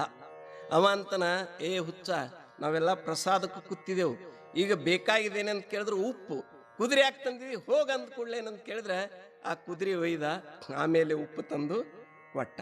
ಹೌದಾ? ಇನ್ನು ಮತ್ತೆ ಪುನಃ ಪ್ರಸಾದ ಮುಗಿಸ್ಕೊಂಡು ಎಲ್ಲ ಆದ ಮೇಲೆ ಎಲ್ಲೋ ಅವನಿಗೆ ಪ್ರವಾಸಕ್ಕೆ ಹೋಗ್ಬೇಕಾಗಿತ್ತು. ಆ ಪ್ರಸಂಗದಲ್ಲಿ ಮತ್ತವಂದ ಸೈಂಧವಂ ಆನಯ. ಈಗ ಇಲ್ಲಿ ಏನು ತರಬೇಕಾಗ್ಯದ? ಕುದುರೆ ತರಬೇಕಾಗಿದೆ. ಆದ್ರೆ ಏನ್ ಮಾಡ್ದಂತ ಕೇಳಿದ್ರಿ, ಒಂದು ಹಿಡಿ ಕೈಯಾಗ ಏನಂತ ಕೇಳಿದ್ರೆ ಉಪ್ಪು ಹಿಡ್ಕೊಂಡು ಓಡ್ಕೋತ ಬಂದ. ಹಿಡ್ರಿ ಯಜಮಾನ್ರಿ ಅಂದ. ಇದು ಸರಿ ಏನು? ಪದ ಒಂದೇ ಅದ, ಆದ್ರೆ ಅದಕ್ಕೆ ಅರ್ಥ ಬೇರೆ ಅದ. ಗೊತ್ತಿಲ್ಲ, ಒಂದೇ ಶಬ್ದ ಇದ್ರು ಕೂಡ ಅದಕ್ಕೆ ಅನೇಕ ಅರ್ಥಗಳಿರ್ತವೆ. ಹಾಗಿಲ್ಲೇನಪ್ಪ ಅಂತ ಕೇಳಿದ್ರೆ ವಿಜ್ಞಾನ ಎಂಬುವ ಪದಕ್ಕೆ ಪ್ರಪಂಚ ಜ್ಞಾನ ಅಂತನೂ ಅರ್ಥ ಅದ. ಈ ವಿಜ್ಞಾನಕ್ಕೆ ಅಜ್ಞಾನ ಅಂತನೂ ಕರಿತಾ ಇದ್ದಾರೆ, ಈ ವಿಜ್ಞಾನಕ್ಕೆ ವಿಶೇಷ ಜ್ಞಾನ ಅಂತನೂ ಕರಿತಾ ಇದ್ದಾರೆ, ಈ ವಿಜ್ಞಾನಕ್ಕೆ ಅನುಭವ ಜ್ಞಾನ ಅಂತನೂ ಕೂಡ ಕರೀತಾರೆ. ಆದ್ರೆ ಯಾವ ಪ್ರಸಂಗದಲ್ಲಿ ಈ ವಿಜ್ಞಾನ ಪದದ ಬಳಕೆ ಆಗಿದೆಯೋ ಅಲ್ಲಿ ಅದರ ತಾತ್ಪರ್ಯ, ವಕ್ತೃ ತಾತ್ಪರ್ಯವನ್ನು ತಿಳ್ಕೊಂಡು ಏನು ಮಾಡ್ಬೇಕಾಗಿದೆ ಅಂತ ಕೇಳಿದ್ರೆ ನಾವು ಅದಕ್ಕೆ ಅರ್ಥ ಮಾಡಬೇಕಾಗಿದೆ. ಅನ್ಯತಾ ನಮಗೆ ತಿಳಿದಂಗೆ ನಾವು ಅರ್ಥ ಮಾಡಿದೆವು ಅಂದ್ರೆ ಅದು ಸರಿ ಆಗುವುದಿಲ್ಲ. ಅದಕ್ಕಿಲ್ಲಿ ಅಂತಾರೆ ವಿಜ್ಞಾನ ನಿಶೇಷ ಕರಪೆ. ಆ ವಿಜ್ಞಾನವು ಅಂದ್ರೆ ಈ ಪ್ರಪಂಚದ ಜ್ಞಾನವು ಕೂಡ ಇಲ್ಲವಾಗ್ತದೆ. ಆಣಿ ಜ್ಞಾನತೆ ಸ್ವರೂಪೇ ಹೋವುನಿ ಜಾಯ್ಜೆ, ಜ್ಞಾನತೆ ಸ್ವರೂಪೇ ಹೋವುನಿ ಜಾಯ್. ಆ ಜ್ಞಾನವೇ ಸ್ವರೂಪತ ಇವ ಅಕ್ಕನ್. ಈಗಿಲ್ಲಿ ಎರಡು ಜ್ಞಾನ ಅದ. ಮೊದಲನೇ ಜ್ಞಾನದಿಂದ ಅಜ್ಞಾನದ ನಿವೃತ್ತಿ ಆಗ್ಯದ. ಅದು ನಿವೃತ್ತಿ ಆದ್ಮೇಲೆ ಇವ ಏನಂತ ಕೇಳಿದ್ರೆ ಜ್ಞಾನ ಸ್ವರೂಪನೇ ಆಗಿದೆ. ಜ್ಞಾನ ಸ್ವರೂಪ ಅಂದ್ರೇನು? ಇದು ಯಾವ ಜ್ಞಾನ? ಮತ್ತು ಆ ಜ್ಞಾನದಿಂದ ಯಾವ ಅಜ್ಞಾನದ ನಿವೃತ್ತಿ ಆಗಿದೆ ಅದು ಯಾವ ಜ್ಞಾನ ಅಂತ ಕೇಳಿದ್ರೆ, ಜ್ಞಾನದಿಂದ ಅಜ್ಞಾನದ ನಿವೃತ್ತಿ ಆಗಿದ್ದು ಇದು ವೃತ್ಯಾತ್ಮಕ ಜ್ಞಾನ. ಇದು ಯಾವ ಜ್ಞಾನ ಅಂತ ಕೇಳಿದ್ರೆ ವೃತ್ಯಾತ್ಮಕ ಜ್ಞಾನ. ಅಯಂ ಘಟ ಅಂತಂದ ಕೂಡಲೇ ಇದು ಏನಪ್ಪಾ ಅಂತ ಕೇಳಿದ್ರೆ ಇದು ಕಲಶ, ಇದು ಕೊಡ, ಇದು ಘಟ ಅಂತ ಏನು ಜ್ಞಾನಕ್ಕದ, ಇದು ಏನಂತ ಕೇಳಿದ್ರೆ ಇದು ವೃತ್ಯಾತ್ಮಕ ಆಗ್ತಕ್ಕಂಥ ಜ್ಞಾನ. ಅದಕ್ಕೆ ಮುಂದೆ ಹೋಗಿ ಅಂತಾರೆ ಆಣಿ ಜ್ಞಾನತೆ ಸ್ವರೂಪೇ ಹೋವುನಿ ಜಾಯಿಜೆ. ಇವ ಜ್ಞಾನ ಸ್ವರೂಪನೇ ಆಗ್ತಾನೆ. ಅದು ಯಾವ ಜ್ಞಾನ ಅಂತ ಕೇಳಿದ್ರೆ ಸ್ವರೂಪಭೂತವಾಗಿರ್ತಕ್ಕಂಥ ಜ್ಞಾನ. ಸ್ವರೂಪಭೂತ ಜ್ಞಾನನೇ ಬೇರೆ, ವೃತ್ಯಾತ್ಮಕ ಜ್ಞಾನನೇ ಬೇರೆ. ಈ ಇದು ವೃತ್ಯಾತ್ಮಕ ಜ್ಞಾನನೂ ಕೂಡ ಬಂಧನಕ್ಕೆ ಕಾರಣ ಆಗ್ತದೆ. ನಮ್ಮ ವೇದಾಂತದಲ್ಲಿ ಯಾವುದಕ್ಕೂ ಅವಕಾಶ ಇಲ್ಲ. ಎದಕ್ಕೆ ಬಿಟ್ಟ ಅಂತ ಕೇಳಿದ್ರೆ ತನ್ನ ಸ್ವಸ್ವರೂಪ ಸ್ಥಿತಿಗೆ ಬಿಟ್ಟು ಅದ್ರೊಳಗೆ ಸ್ವಲ್ಪ ಏನಾರೇ ತರ್ತೀನಿ ಅಂದ್ರೆ ಅದು ಕೆಲಸ ಆಗುವುದಿಲ್ಲ. ನಿಸ್ಸಂಶಯಾತ್ಮಕವಾಗಿ ಜ್ಞಾನ ಆಗುವುದಿಲ್ಲ. ತಾನೇ ತಾನಾಗಿರ್ಬೇಕಿದೆ. ಅಲ್ಲಿ ಮತ್ತೊಂದಕ್ಕೆ ಅವಕಾಶ ಕೊಡಬಾರದು. ಕೊಟ್ರೇನಂತ ಕೇಳಿದ್ರೆ ಅದು ಸ್ವರೂಪಭೂತ ಜ್ಞಾನ ಆಗುವುದಿಲ್ಲ. ಅದು ವೃತ್ಯಾತ್ಮಕ ಜ್ಞಾನ. ನಾವು ಹೇಳುವುದು ಕೇಳುವುದು ಇದೆಲ್ಲ ಯಾವ ಜ್ಞಾನ ಅಂತ ಕೇಳಿದ್ರೆ ಇದು ವೃತ್ಯಾತ್ಮಕ ಜ್ಞಾನ. ಈ ಜ್ಞಾನದಿಂದ ಯಥಾರ್ಥವಾಗಿ ತನ್ನನ್ನೇ ತಾನು ತಿಳ್ಕೊಂಡು ಅಲ್ಲಿ ಸುಮ್ಮ ಇರುವುದು ಅದೇ ಏನದಪ್ಪ ಅಂತ ಕೇಳಿದ್ರೆ ಸ್ವರೂಪಭೂತವಾಗಿರ್ತಕ್ಕಂಥ ಜ್ಞಾನ. ಹೌದಿಲ್ಲ? ಗಾಢ ನಿದ್ರೆಯೊಳಗೆ ನಾವು ಹೆಂಗಿದ್ದೆವು? ಸುಮ್ಮನೆ ಇದ್ದೇವೆ. ಆದ್ರೂ ಕೂಡ ಬ್ರಹ್ಮಭಾವೋ ಸಾಚೋಕಾರ ಅಂದರ ಜ್ಞಾನೇಶ್ವರ ಮಹಾರಾಜರು. ಆ ಸುಸುಪ್ತಿಯಲ್ಲಿ ಇರ್ತಕ್ಕಂಥ ಯಾವೇನಪ್ಪ ಅಂತ ಕೇಳಿದ್ರೆ ಆ ಆನಂದದಲ್ಲೂ ಅದು ಬ್ರಹ್ಮಭಾವ, ಅದು ಬ್ರಹ್ಮಾನಂದವೇ ಅದ. ಆದ್ರೆ ಏನು ಮಾಡಬೇಕು? ಅವೃತ್ತ ಆನಂದದ. ಎಂತ ಆನಂದದ ಅಂತ ಕೇಳಿದ್ರೆ ಅವೃತ್ತ ಆನಂದ. ಅದು ಆನಂದ ಯಾರ್ದದ ಅನ್ನೋದು ಗೊತ್ತಾಗಂಗಿಲ್ಲ. ಈಗ ನಾವು ಪ್ರಸಾದಕ್ಕೆ ಕೂತಾಗ, ಊಟಕ್ಕೆ ಕೂತಾಗ ಏನೇನೋ ಪಲ್ಯ ಮಾಡಿ ತಂದು ಬಡಿಸಿರ್ತಾರೆ, ಹೌದಾ? ಆ ಪಲ್ಯ ನಾವು ಭುಂಜಿಸ್ತಿರ್ತೇವೆ, ಅದು ತಿಂತಿರ್ತೇವೆ, ಅದರ ರಸ ಅನುಭವ ಮಾಡ್ತಿರ್ತೇವೆ. ಆದ್ರೆ ಇದು ಎದರ ಪಲ್ಯ ಅದ ಅನ್ನೋದು ನಮ್ಗೆ ಗುರುತ ಆಗಂಗಿಲ್ಲ. ಪಲ್ಯದ ಅನುಭವ ಇಲ್ಲೇನು? ಅನುಭವದ. ಆದ್ರೆ ಅದ್ರ ಜ್ಞಾನದ ಏನು? ಎಷ್ಟು ಮಜೆ ಅದ ನೋಡ್ರಿ. ಪ್ರತ್ಯಕ್ಷವಾಗಿ ಅದು ಅನುಭವ ಮಾಡ್ತಿರ್ತಾನೆ, ಆದ್ರೂ ಕೂಡ ಇದೇ ಪಲ್ಯ ಅದ ಅನ್ನೋದು ಗುರುತಾಗಂಗಿಲ್ಲ. ಮಾಡಿದವ್ರಿಗೆ ಕರೆದು ಕೇಳ್ತೇವೆ, ಅಮ್ಮ ಇದು ಯಾವ ಪಲ್ಯ ಅದ, ಎಷ್ಟು ಚೆನ್ನಾಗಿ ಆಗಿದೆ, ಯಾವ ಪಲ್ಯ ಇದು ಅಂತ ಕೇಳಿದಾಗ ಆ ಅಮ್ಮ ಹೇಳಿದಾಗ ಇವನಿಗೆ ಏನಾಗ್ತದೆ ಅಂತ ಕೇಳಿದ್ರೆ ಇದೇ ಅಂತ ಜ್ಞಾನ ಆಗ್ತದೆ. ಹಾಗ ಗಾಢ ಸುಸುಪ್ತಿಯಲ್ಲಿ, ನಿದ್ರೆಯಲ್ಲಿ ಅನುಭವಿಸ್ತಕ್ಕಂಥ ಆನಂದ ಇದು ಮತ್ಯಾವ ಶಬ್ದ, ಸ್ಪರ್ಶ, ರೂಪ, ರಸ, ಗಂಧ ಯಾವ ಪಂಚ ವಿಷಯದ ಆನಂದ ಇಲ್ಲಿ ಇಲ್ಲ. ಆನಂದ ಇಲ್ಲೇನು? ಯಾರ್ದು ಎಂದರೆ ವಿಚಾರ ಮಾಡ್ಯಾನೇನು ಮನುಷ್ಯ? ನಾವು ಎದ್ದು ಕೂತು ವಿಚಾರ ಮಾಡಿದೆವು, ಅಲ್ಲ ಆನಂದಕ್ಕಾಗಿ ಇಷ್ಟೆಲ್ಲ ಹರಿವಿಕೊಂಡಿದ್ದೇನೆ, ಆದ್ರೆ ಇಷ್ಟು ಆನಂದ ನನಗೆ ಇವುಗಳದಿಂದ ಆಗಿಲ್ಲ. ಆದ್ರೆ ಇಷ್ಟು ಆನಂದ ಈಗ ನಾ ಅನುಭವಿಸಿದ್ದೀನಲ್ಲ, ಇದು ಯಾವ ಆನಂದ ಅಂತ ಎಂದರೆ ವಿಚಾರ ಮಾಡ್ಯಾನ ಮನುಷ್ಯ. ಮತ್ತೆ ಈ ವಿಜ್ಞಾನದ ಕಡೆಗೇನೆ ಹರಿತಾನ, ಆದ್ರೆ ಬ್ರಹ್ಮಜ್ಞಾನದ ಕಡೆಗೆ ಅಂತ ಕೇಳಿದ್ರೆ ಬ್ರಹ್ಮಸ್ವರೂಪದ ಕಡೆಗೆ ಇವನು ಲಕ್ಷ್ಯ ಹೋಗುವುದಿಲ್ಲ. ಇರ್ಲಿ, ಅದಕ್ಕೆ ಆಣಿ ಜ್ಞಾನತೆ ಸ್ವರೂಪೇ ಹೋವುನಿ ಜಾಯ್ಜಿ. ಅವಾಗೇನಂತ ಕೇಳಿದ್ರೆ ಆ ಯಥಾರ್ಥವಾಗಿರ್ತಕ್ಕಂಥ ಜ್ಞಾನದಿಂದ ಅಜ್ಞಾನದ ನಿವೃತ್ತಿಯಾಗಿ ಅಜ್ಞಾನ ತತ್ಕಾರ್ಯ ರೂಪವಾಗಿರ್ತಕ್ಕಂಥ ಸರ್ವ ದುಃಖದ ನಿವೃತ್ತಿ, ಪರಮಾನಂದ ಸ್ವರೂಪದ ಪ್ರಾಪ್ತ್ಯಾತ್ಮಕವಾಗಿರ್ತಕ್ಕಂಥ ಮೋಕ್ಷವನ್ನೇನಪ್ಪ ಅಂತ ಕೇಳಿದ್ರೆ ಆತ ಜೀವಾತ್ಮ ಹೊಂದುತ್ತಾ ಇದ್ದಾನ. ಹೋವುನಿ ಜಾಯ್ಜಿ ಆಗಿಬಿಡ್ತಾನ. ಆಗಿಬಿಡ್ತಾನದು ಔಪಚಾರಿಕ. ಇದ್ದವಾಗ್ಯಾನೋ ಇರ್ಲಾರ್ದವಾಗ್ಯಾನೋ, ಅದಾನೋ ಏನು ಆಗ್ಯಾನ, ಅದಾನ ಆಗ್ಯಾನ ಅನ್ನೋದು ದೋಷ. ಅದು ಇಟ್ಟು ಸೂಕ್ಷ್ಮದ ಇದು ಬ್ರಹ್ಮವಿದ್ಯೆ, ಅಟ್ಟು ಸರಳ ಇಲ್ಲ. ಮಾತಿಗೂ ನಿಲ್ಕದಿರ್ತಕ್ಕಂಥ ಈ ಯಾವ ಸ್ವರೂಪ ಸ್ಥಿತಿ ಅದ. ಇರ್ಲಿ, ಐಶೇ ವರಮಜೆ ಗೂಢ ತೇ ಕಿಜೇಲ ವಾಕ್ಯಾರೂಢ ಜೇಣೆ ಥೋಡೇನಿ ಪುರೇ ಕೋಡ ಬಹುತ ಮನೀಚೆ ಅಂತ ಹೇಳ್ತಾ ಇದ್ದಾರೆ. ಐಶೇ ವರ್ಮಜೆ ಗೂಢ, ಇದು ವರ್ಮ. ಚುಕಲಿಯ ವರ್ಮ ಫೇರಾ ಪಡೆ ತಂದರ ಸಂತರು. ಒಂದು ಸ್ವಲ್ಪ ನಾವು ತಿಳ್ಕೊಳ್ಳೋದಾಗ ಏನಾದ್ರೇನಪ್ಪ ಅಂತ ಕೇಳಿದ್ರೆ ತಪ್ಪಂದ್ರೆ ಸ್ವಲ್ಪ ಬಾಳಿಲ್ಲ, ಹೌದಿಲ್ಲ? ರೇಲ್ ಹಳಿ ಹಿಡ್ದೇ ಸಾಕ್ತಿರ್ತದೆ, ಸ್ವಲ್ಪದ ಹಳಿ ಬಿಟ್ಟಿರ ಮುಂದಿನ ಸ್ಟೇಷನ್ಗೆ ಹೋಗಿ ಮುಟ್ತದೇನೋ. ಹಂಗೆ ನಮ್ಮ ಬುದ್ಧಿವೃತ್ತಿ ಭಾಳ ಸೂಕ್ಷ್ಮವಾಗಿ ಹೋಗ್ಬೇಕು. ಇದು ಅಷ್ಟು ಸರಳ ಇಲ್ಲ. ಇದು ಹೇಳಾಕು ಸುಲಭದ, ಕೇಳಾಕು ಸುಲಭದ. ಆದ್ರೆ ತಿಳ್ಕೊಂಡು ಉಳಿಯುವುದೇನಪ್ಪ ಅಂತ ಕೇಳಿದ್ರೆ ಬಹಳ ಸೂಕ್ಷ್ಮದ. ಅದಕ್ಕಂತರ ಐಶೇ ವರ್ಮಜೆ ಗೂಢ, ಇದು ವರ್ಮ ಬಹಳ ಗೂಢವಾಗಿರ್ತಕ್ಕಂಥದ್ದು, ಅತ್ಯಂತ ಗುಹ್ಯವಾಗಿರ್ತಕ್ಕಂಥ ಜ್ಞಾನ ನಿನಗೆ ಹೇಳ್ತಾ ಇದ್ದೀನಿ ಅಂತ ಇರ. ತೇ ಕಿಜೇಲ ವಾಕ್ಯಾರೂಢ, ಆ ಜ್ಞಾನವೇ ವಾಕ್ಯಾರೂಢ ಅಂದ್ರೆ ವಾಕ್ಯ ರೂಪದಲ್ಲಿ. ಮಾತಿನಿಂದೇನಪ್ಪ ಅಂತ ಕೇಳಿದ ನಿನಗೆ ನಾನು ಹೇಳ್ತಾ ಇದ್ದೇನೆ. ಜೇಣೆ ಥೋಡೇನೆ ಪುರೇ ಕೋಡ ಬಹುತ ಮನೀಚೆ. ಇಲ್ಲೇನಪ್ಪ ಅಂತ ಕೇಳಿದ್ರೆ ಅದು ಸ್ವಲ್ಪ ನೀನು ತಿಳ್ಕೊಂಡೆ ಅಂದ್ರೆ ಅದನ್ನೇ ನಾನು ನಿನಗಪ್ಪ ಅಂತ ಕೇಳಿದ್ರೆ ಹೇಳ್ತಾ ಇದ್ದೀನಿ, ಅದು ಸರಿಯಾಗಿ ನೀನು ಅರ್ಥ ಸ್ವಲ್ಪ ಭಾಳ ಹೇಳಂಗಿಲ್ಲ, ಸ್ವಲ್ಪ ಹೇಳಿದ್ರೆ ಏನಾಗಬೇಕಂತ ಗುರ್ತಾಗಬೇಕು. ಅಲ್ಲ, ಮರಣ ಹೊಂದಿದಂಥ ವ್ಯಕ್ತಿಗೆ ಅವನಿಗೆ ಮತ್ತೇನಂತ ಕೇಳಿದ್ರೆ ಜೀವಂತ ಮಾಡಬೇಕಾಗಿದ್ರೆ ಅದಕ್ಕೆ ಏನೇನಪ್ಪ ಅಂತ ಕೇಳಿದ್ರೆ ಉಪಾಯ ಅದಂತ ಕೇಳಿದ್ರೆ ಅಮೃತ. ಅಮೃತ ಪಾನ ಮಾಡಿದ್ರೆ ಮರಣ ಹೊಂದಿದಂಥ ವ್ಯಕ್ತಿ ಏನಾಕ್ಕನ ಜೀವಂತ ಅಕ್ಕನ, ಹೌದಿಲ್ಲ? ಅಂದ ಮೇಲೆ ಅಮೃತ ಎಟ್ಟು ಕುಡಿಸ್ಬೇಕು? ಅಮೃತ ಎಟ್ಟು ಕುಡಿಸಿದ್ರೆ ಏನಂತ ಕೇಳಿದ್ರೆ ಅವ ಗತಪ್ರಾಣನಾಗಿರ್ತಕ್ಕಂಥ ವ್ಯಕ್ತಿ ಜೀವಂತ ಅಕ್ಕನ ಹೇಳಿ ಎಷ್ಟು? ಒಂದು ಲೋಟ, ಒಂದು ತೆಂಬಿಗೆ ಎಷ್ಟು ಕುಡಿಸ್ಬೇಕು? ಅಷ್ಟು ಇಷ್ಟು ಇಲ್ಲ, ಒಂದು ಹನಿ ಏನಂತ ಕೇಳಿದ್ರೆ ಅವನ ಬಾಯಿಯೊಳಗೆ ಹಾಕಿದ್ರೆ ಸಾಕು, ಅವ ಏನಕ್ಕನಂತ ಕೇಳಿದ್ರೆ ಜೀವಂತ ಅಕ್ಕನ. ಹಂಗಿಲ್ಲೇ ಅವ್ರು ಅಂತ ಇದಾರೆ, ಏನಂತ ಕೇಳಿದ್ರೆ ಜೇಣೆ ಥೋಡೇನೆ ಪುರೇ ಕೋಡೆ ಬಹುತ ಮನೀಚೆ ಅಂತ ಹೇಳ್ತಾರೆ. ಹಾಗಿಲ್ಲಿ ಸ್ವಲ್ಪ ಏನಂತ ಕೇಳಿ ನಾನು ನಿನಗೆ ಪ್ರತಿಪಾದನೆ ಮಾಡ್ತೀನಿ ಅಂತಾರೆ. ಯಾರು? ಕೃಷ್ಣ ಭಗವಂತ. ಯಾರಿಗೇನಂತ ಕೇಳಿದ್ರೆ ಅರ್ಜುನನಿಗೆ. ಅದು ಸ್ವಲ್ಪ ನಿನಗೆ ಗುರ್ತಾಯ್ತಪ್ಪ ಅಂದ್ರೆ ಅದು ಏನು ನಿನಗೆ ಆ ಪರಮಸ್ಥಿತಿ ಪ್ರಾಪ್ತವಾಗಬೇಕು. ಈ ಸಂಸಾರದ ದುಃಖದಿಂದ ನೀನು ಮುಕ್ತನಾದಿ, ಮುಕ್ತನಾಗಿ ಪರಮಾನಂದ ಸ್ವರೂಪವನ್ನೇ ಹೊಂದಿತಿ ಅಂತ ತಿಳ್ಕೊಂಡು ಹೇಳಿದ್ದಾರೆ. ಇರಲಿ, ಆದರೆ ಇದು ಜ್ಞಾನ ಅಷ್ಟು ಸರಳ ಇಲ್ಲ. ಪರಮಾತ್ಮನೇ ಇಲ್ಲಿ ಈ ಶ್ಲೋಕ ಮುಖಾಂತರವಾಗಿ ಹೇಳ್ತಾ ಇದ್ದಾನ ನೋಡಿ. ಮನುಷ್ಯಾಣಾಂ ಸಹಸ್ರೇಷು ಕಶ್ಚಿದ್ಯತತಿ ಸಿದ್ಧಯೇ ಯತತಾಮಪಿ ಸಿದ್ಧಾನಾಂ ಕಶ್ಚಿನ್ಮಾಂ ವೇತ್ತಿ ತತ್ವತಃ ಅಂತ ಹೇಳ್ತಾನೆ. ಮನುಷ್ಯಾಣಾಂ ಸಹಸ್ರೇಷು, 1000 ಮನುಷ್ಯರೊಳಗೆ ಯಾವನೋ ಒಬ್ಬ ಸಿದ್ಧ ಪುರುಷನಿರ್ತಾನೆ. ಆ 1000 ಸಿದ್ಧ ಪುರುಷರದೊಳಗೆ ಯಾವನೋ ಒಬ್ಬ ನನಗೆ ಯಥಾರ್ಥವಾಗಿ ತಿಳ್ಕೋತಾನೆ. ಎಲ್ಲರೂ ತಿಳ್ಕೊಳ್ಳೋದಿಲ್ಲ ಅರ್ಜುನ ಅಂತ ಪರಮಾತ್ಮ ಅರ್ಜುನಿಗೆ ಉಪದೇಶ ಮಾಡ್ತಾ ಇದ್ದಾನೆ.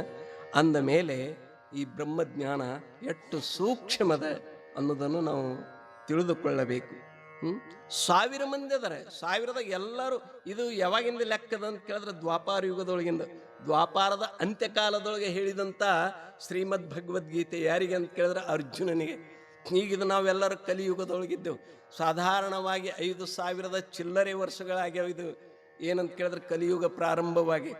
ಇದಕ್ಕೆ 4,32,000 ಆಯುಷ್ಯದ. ಎದಕ್ಕೆ? ಕಲಿಯುಗಕ್ಕೆ. ಏನ ಈಗ ಪ್ರಾರಂಭ ಆಗ್ಯದ. ಆ ವರ್ಷದ ದೃಷ್ಟಿದಿಂದ ನೋಡಿದ್ರೆ ಹೌದಿಲ್ಲ, ಅದರ ವಯಸ್ಸೆಟ್ಟು ಅನ್ನೋದು ಅದ್ರ ಮೇಲೆ ನೋಡಿದ್ರೆ ಇದು ಈಗ 5,000 ಚಿಲ್ಲರೆ ಏನಂತ ಕೇಳಿದ್ರೆ ವರ್ಷಗಳಾಗಿವೆ. ಅದು ಅವಾಗ ಹೇಳಿದ್ದು ವಿಚಾರ. ಆದರೆ ಈಗ ಏನಂತ ಕೇಳಿದ್ರೆ ಅದು ಲೆಕ್ಕ ಮಾಡಿದ್ರೆ ಈಗ ಭಗವಂತ ಹೇಳೋದಾದ್ರೆ ಮನುಷ್ಯಾಣಾಂ ಸಹಸ್ರೇಶು ಅನ್ನೋದಿಲ್ಲ, ಮನುಷ್ಯಾನಾಂ ಕೋಟಿಶು. ಎಟ್ಟು ಹೇಳಕ್ಕೆ ಆಗಂಗಿಲ್ಲ. ಇರಲಿ, ಅಂದರೆ ಎಷ್ಟು ಸೂಕ್ಷ್ಮದ. ಹಂಗೆ ಇದು ಎಲ್ಲರಿಗೆ ತಿಳಿಯೋ ಮಾತು ಅಲ್ಲ, ಹೊಳೆಯೋ ಮಾತು ಅಲ್ಲ. ಬಲ್ಲವನೇ ಬಲ್ಲ. ಇದ್ರದ್ದೇನಪ್ಪ ಅಂತ ಕೇಳಿದ್ರೆ ಇಲ್ಲದ್ರೆ ಎಲ್ಲರಿಗೂ ಇದು ಗುರ್ತಾಗೋದಿಲ್ಲ. ಇದರ ಅರ್ಥ ಹಿಂಗಂತ ತಿಳ್ಕೊಂಡು ಬಿಡುವುದೇನು? ಅದಕ್ಕೆ ಪರಮಾರ್ಥ ಮಾಡೋದಂದ್ರೆ ಪುರುಷಾರ್ಥದ. ಇದು ಪ್ರಯತ್ನಾದಿನ ಪರಮಾರ್ಥದ. ಪ್ರಪಂಚ ಇದು ಪ್ರಾರಬ್ಧ ಅಂದ್ರೆ ಅದೃಷ್ಟದ ಆಧೀನದ. ಪ್ರಪಂಚದೊಳಗೆ ನಾ ಹಿಂಗೆ ಮಾಡ್ತೀನಿ, ಇದು ಹಿಂಗೆ ಆಗ್ಬೇಕಂದ್ರೆ ಯಾವುದು ಯಾರಪ್ಪಗೂ ಆಗೋದಿಲ್ಲ. ಪ್ರಯತ್ನ ಮಾಡಬಾರದಂತ ಹಿಂಗೆ ಅದರ ಅರ್ಥ ಅಲ್ಲ. ಪ್ರಯತ್ನ ಅಂತೆ ಪ್ರಾರಬ್ಧ ಅಂತ ಹೇಳಲಾಗಿದೆ ಎಲ್ಲಿ? ಈ ಪ್ರಾಪಂಚಿಕ ಜೀವನದಲ್ಲಿ. ಆದರೆ ಪರಮಾರ್ಥ ಇದು ಪ್ರಾರಬ್ಧಕ್ಕೆ ಬಿಟ್ಟರೆ ಆಗೋದಿಲ್ಲ. ನನ್ನ ಹಣೆ ಬರದಾಗಿದ್ರೆ ಏನಂತ ಕೇಳಿ ನಾ ಮಠಕ್ಕೆ ಹೋದೆ, ನನ್ನ ಹಣೆ ಬರದಾಗಿದ್ರೆ ನಾ ಶಾಸ್ತ್ರ ಕೇಳಿ ಸತ್ಸಂಗ ಮಾಡೀನಿ ಅಂದ್ರೆ ಆಗೋ ಮಾತಲ್ಲ. ಪ್ರಯತ್ನ ಇಲ್ಲಿ ಮಾಡಬೇಕೇ. ಎಲ್ಲಿ ಅಂತ ಕೇಳಿದ್ರೆ ಸತ್ಸಂಗದಲ್ಲಿ ಪ್ರಯತ್ನ ಮಾಡಿ ನಾವು ಸತ್ಸಂಗ ಮಾಡಿದ್ರೆ ಏನಾಗ್ತದೆ ಅಂತ ಕೇಳಿದ್ರೆ ಇದು ಗುರುತಾಗ್ತದೆ, ಇಲ್ಲದಿದ್ರೆ ಆಗೋದು ಇಲ್ಲ. ಪರಮಾರ್ಥಕ್ಕೆ ಪ್ರಯತ್ನ ಬೇಕು. ಪ್ರಪಂಚದ ಅದೃಷ್ಟದ ಅಧೀನದ. ಆ ಪ್ರಕಾರವಾಗಿ ಆಗ್ತದೆ. ಎಲ್ಲರಿಗೆ ಯಾರಿಗೇನು ಆಗಬಾರ್ದು ಅನ್ನಿಸ್ತದ? ಎಲ್ಲರಿಗೆ ಎಲ್ಲವೂ ಆಗ್ಬೇಕನ್ನಿಸ್ತದೆ. ಆದರೆ ಆಗಾಕ ಬರ್ತದೆ? ಎಷ್ಟು ಹೊಡೆದಾಡ್ತಾ ಇದೆ ಜಗತ್ತಿದ ನೋಡ್ರಿ ನೀವು. ವಿಶ್ವದಲ್ಲಿ ಏನು ನಡೆದು ಇದೆಲ್ಲ ಎದಕ್ಕಾಗಿ? ಸತ್ತಾಕ್ಕಾಗಿ, ಅಧಿಕಾರಕ್ಕಾಗಿ. ಹೌದಿಲ್ಲ? ಎಷ್ಟು ಹೊಡೆದಾಟ. ಆದ್ರೆ ಆಗ್ತದೇನೆ? ಎಲ್ಲರಿಗೆ ಆಗ್ತದೆ ಅನ್ನೋದು ಆಗೋದಿಲ್ಲ. ಅವ್ರ ಹಣೆ ಬರಬೇಕು, ಅವ್ರ ಅದೃಷ್ಟ ಬೇಕು. ಅದಕ್ಕೆ ಪ್ರಯತ್ನನೂ ಬೇಕು, ಅದೃಷ್ಟನೂ ಬೇಕು. ಅಂದ್ರೆ ಏನಂತ ಕೇಳಿದ್ರೆ ಅದಕ್ಕೆ ಕೈಗೂಡ್ತದೆ, ಇಲ್ಲಾಂದ್ರೆ ಕೈಗೂಡುವುದಿಲ್ಲ. ಹೌದಿಲ್ಲ? ಆದ್ರೆ ನಮ್ಮ ದೇವೇಗೌಡವರು ಅವ್ರೇನು ಪ್ರಧಾನಮಂತ್ರಿ ಆಗ್ಬೇಕನ್ನೋದು ಇಚ್ಛೆ ಇತ್ತು. ಇಚ್ಛೆ ಇರಲಿಲ್ಲ. ಅಕಸ್ಮಾತ್ ಏನಂತ ಕೇಳಿದ್ರೆ ಅವರು ಏಕದಮ್ ಪ್ರಧಾನಮಂತ್ರಿ ಅಂತ ಆಗಿಬಿಟ್ಟು. ಅವರು ಪ್ರಯತ್ನ ಮಾಡಿತ್ತಿರಲಿಲ್ಲ ಆ ಪ್ರಸಂಗದಲ್ಲಿ. ಇದಕ್ಕೆ ಏನಂತ ಕರೀತಾರೆ ಅಂತ ಕೇಳಿದ್ರೆ ಹಣೆ ಬರ. ಅದಕ್ಕೆ ಈ ಪ್ರಪಂಚ ಇದು ಪ್ರಾರಬ್ಧದ ಅಧೀನದ. ಪರಮಾರ್ಥ ಮಾತ್ರ ಇದು ಪ್ರಯತ್ನ ಅಧೀನ.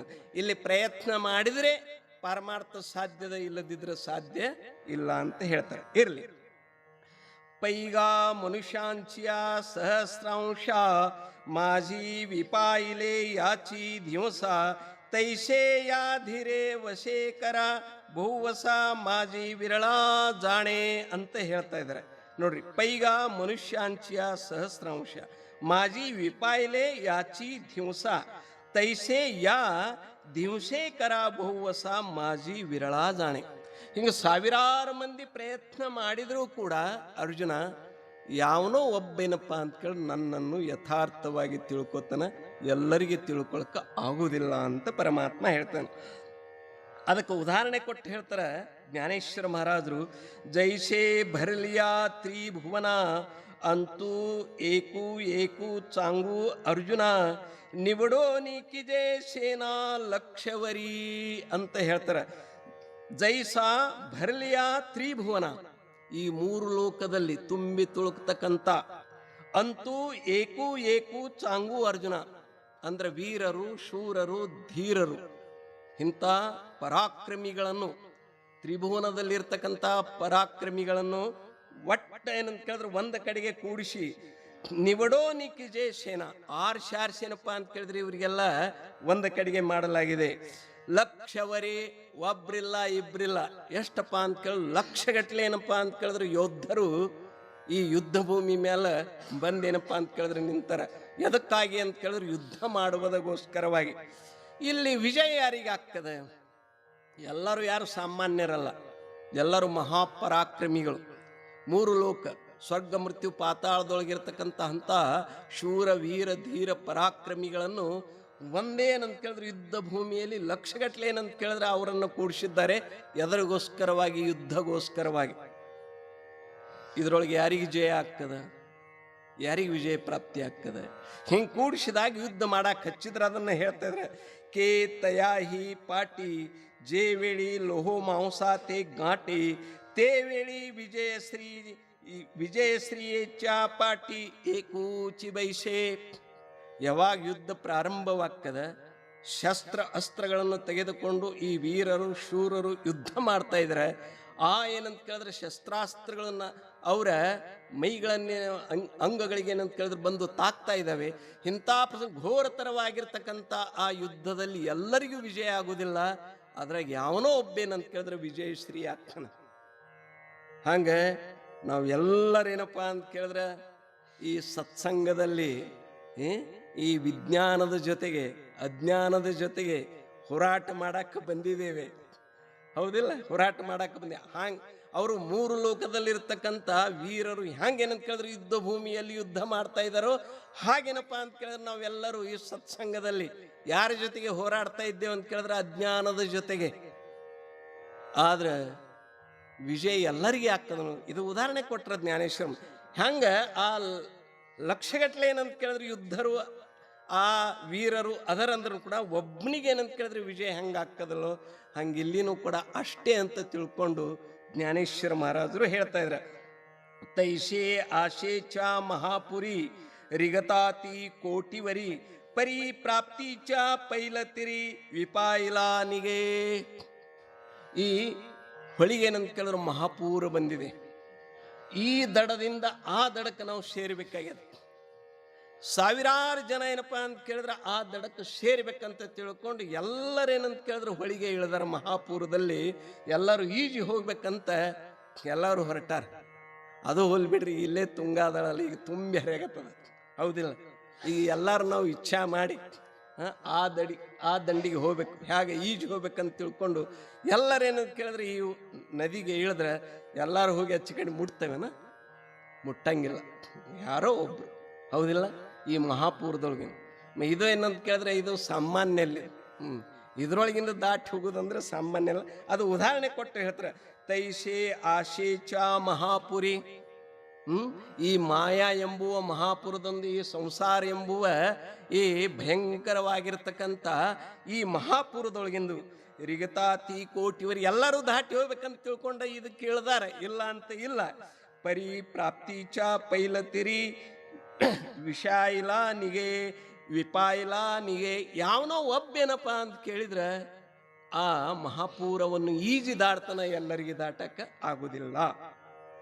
ಮಣೌನಿ ಸಾಮಾನ್ಯಗ ನೋಹೆ ಹೇ ಸಾಂಗತಾ ವಡೀಲ ಗೋಟಿ ಆಹೆ ಪರಿತೆ ಬೋಲೋ ಯೈಲ ಪಾಹೆ ಆತ ಪ್ರಸ್ತುತ ಐಕೆ.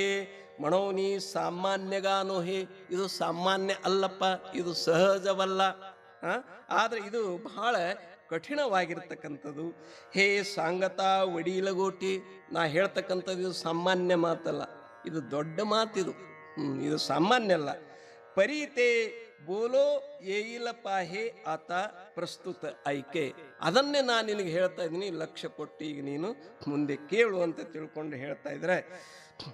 ಭೂಮಿರಾಪೋ ನಲೋ ವಾಯು ಖಮ್ಮನೋ ಬುದ್ಧಿರೇವಚ ಅಹಂಕಾರ ಇತಿಯಮ್ಮೆ ಭಿನ್ನ ಪ್ರಕೃತಿರಷ್ಟದ ಅಂತ ತಿಳ್ಕೊಂಡು ಹೇಳ್ತಾ ಇದ್ದಾರೆ. ನೋಡಿ, ತರಿ ಅವಧಾರಿಗ ಧನಂಜಯ ಹೇ ಮಹಾ ಮಹದಾದಿಕ ಮಾಝಿ ಮಾಯಾ ಜೈಸಿ ಪ್ರತಿಬಿಂಬೆ ಛಾಯಾ ನಿಜಾಂಗಾಚಿ. ಎಷ್ಟು ಜ್ಞಾನೇಶ್ವರ ಮಹಾರಾಜರು ನಿನ್ನೆ ನಾ ನಿಮಗೆ ಮೊನ್ನೆ ಏನೋ ಹೇಳಿರ್ಬೋದು. ಹಂಗೆ ಬಂಗಾರದ ಆ ಬಂಗಾರದ ಗಟ್ಟಿ ಬಂಗಾರದಂತೆ ತಿಳ್ಕೊಂಡು ಆ ಗಟ್ಟಿ ಕೊಳ್ಳ ಕಟ್ಕೊಂಡ್ರೆ ಅದು ಸರಿ ಕಾಣೋದಿಲ್ಲ.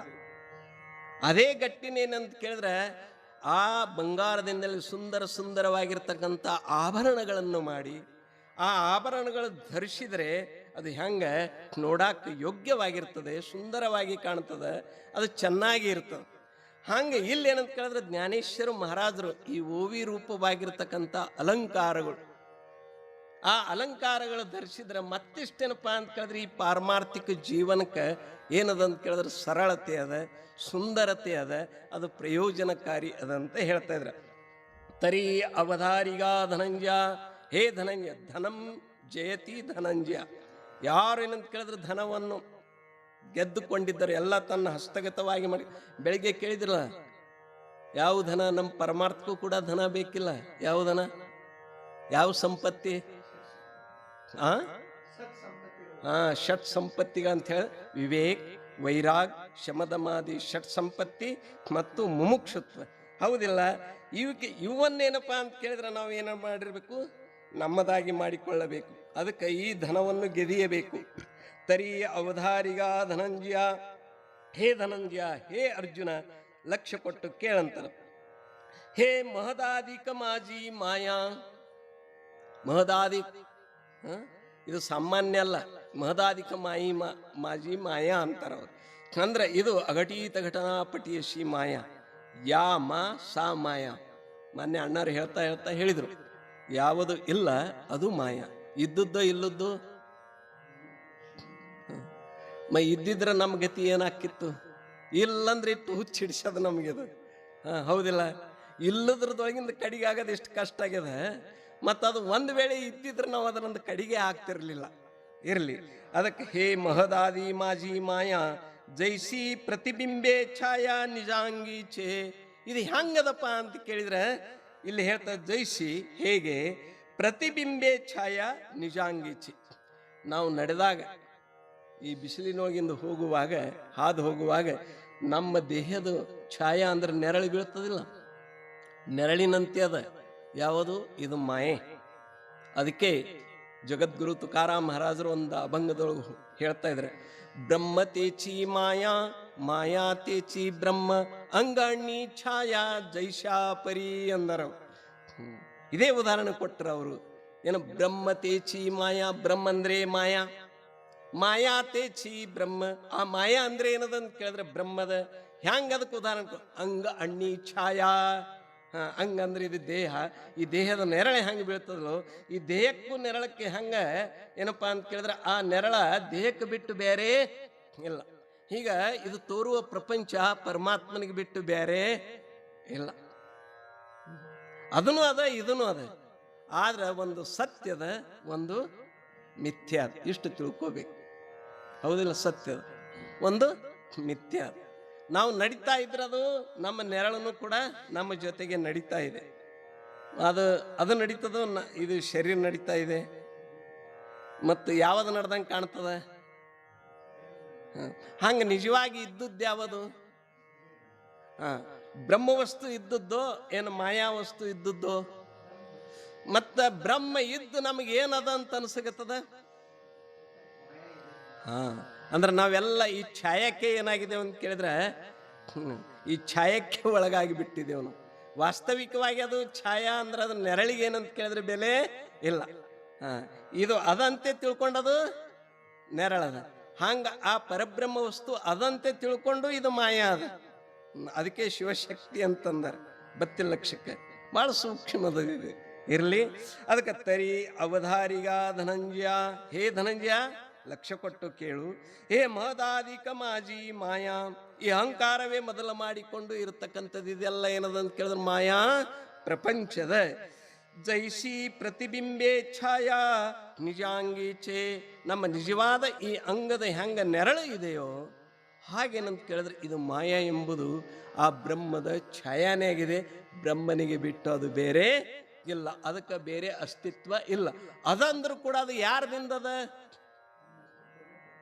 ಯಾರ್ದಿಂದ ಅದ ಅಂತ ಕೇಳಿದ್ರೆ ಆ ಪರಬ್ರಹ್ಮ ವಸ್ತುವಿನಿಂದ ಅದ ಅಂತ ಅನಿಸ್ಕೊಂಡ.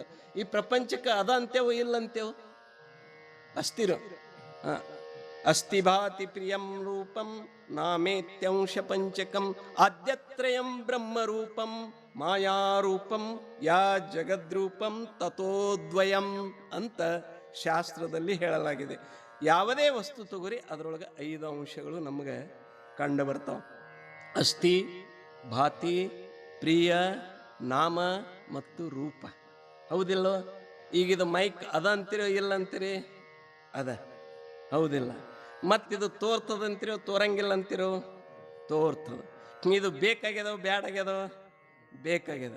ಅಂದ್ರೆ ಅಸ್ಥಿ, ಭಾತಿ, ಪ್ರಿಯ 3 ಇದ್ರೊಳಗದಾವ. ಎದ್ರೊಳಗ? ಮೈಕ್ದವು. ಮತ್ತು ಇದಕ್ಕೆ ಅನಾಗತ್ತಿದೇನೋ, ಇದು ಧ್ವನಿವರ್ಧಕ.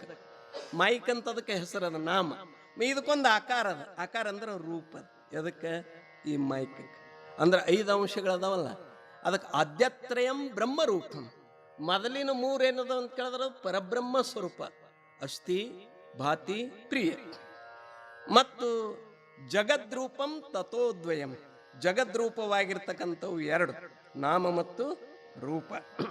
ಅದಕ್ಕೆ ಹಿಂಗೆ ಇವು 2 ಅದಾವಂದ್ರೂ ಕೂಡ ಒಂದು ಸತ್ಯದ, ಒಂದು ಮಿಥ್ಯ. ಯಾಕಂತ ಕೇಳಿದ್ರೆ ಕಲ್ಪಿತ ವಸ್ತು ಇದು ಅಧಿಷ್ಠಾನ ಸ್ವರೂಪವೇ ಇರ್ತದೆ. ಅಧಿಷ್ಠಾನಕ್ಕೆ ಬಿಟ್ಟು ಅದಕ್ಕೆ ಸ್ವತಂತ್ರವಾಗಿ ಏನಿಲ್ಲ ಅಂತ ಕೇಳಿದ್ರೆ ಸತ್ತ ಇಲ್ಲ. ಈಗಿದು ಏನದ ನಾವು ಹೊತ್ಕೊಂಡದ ವಸ್ತ್ರದ. ಹೌದಿಲ್ಲ? ಇದು ವಸ್ತ್ರದೋ ಏನು ನೂಲದೋ? ವಿಚಾರ ದೃಷ್ಟಿಯಿಂದ ನೋಡಿದ್ರೆ ನೂಲಿದ್ದೇನು ಅನ್ನಗತ್ತಿದೆವು? ವಸ್ತ್ರ ಅನ್ನಗತ್ತಿದೆ. ಈ ವಸ್ತ್ರಕ್ಕೆ ಅಸ್ತಿತ್ವ ಯಾರ್ದಿಂದದ? ನೂಲಿನಿಂದ ಅಸ್ತಿತ್ವ.